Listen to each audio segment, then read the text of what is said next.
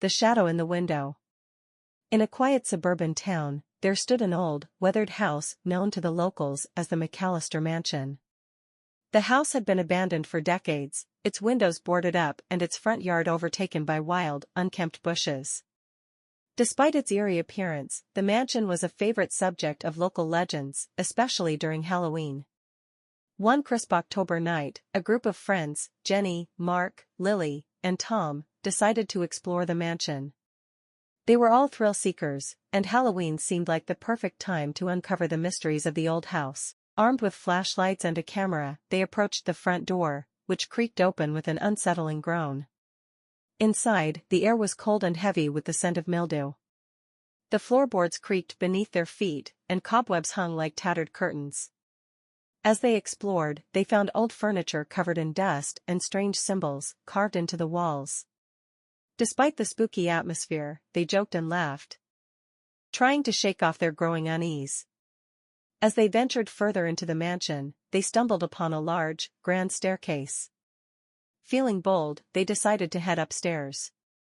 At the top, they found a long hallway with several doors, each leading to what seemed to be bedrooms.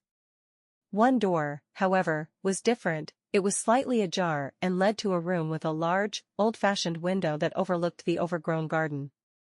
Curious, Jenny approached the window. The glass was dusty, and she could barely make out the view outside. She rubbed a small spot clean and peered through. Suddenly, her heart skipped a beat. There, standing in the garden below, was a dark figure. It was motionless, watching the house. "Guys, come look at this," she whispered, her voice trembling. The others crowded around, straining to see the figure. But as quickly as it had appeared, it vanished into the night. They exchanged uneasy glances, wondering if their minds were playing tricks on them.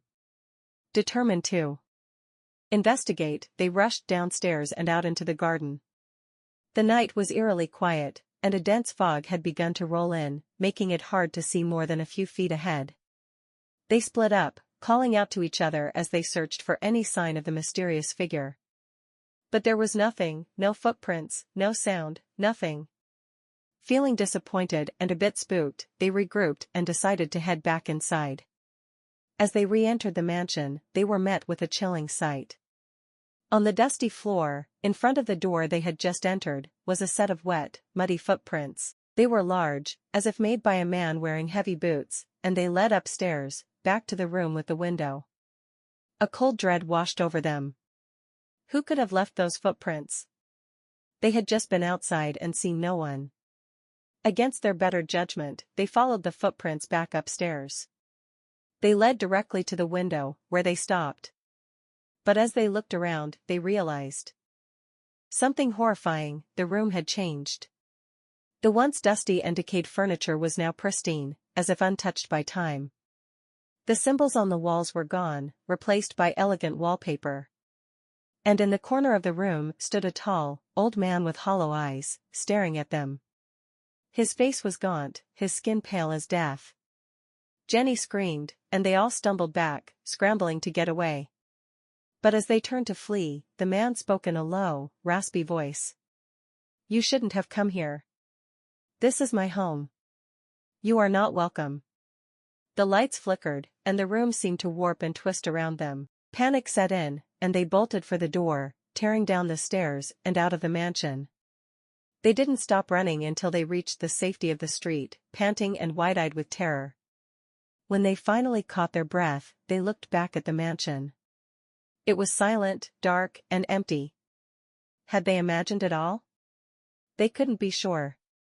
But as they walked away, they made a silent pact never to speak of what happened that night. Yet, every Halloween, they couldn't shake the feeling that the shadow in the window was watching, waiting for another curious soul to enter its haunted domain.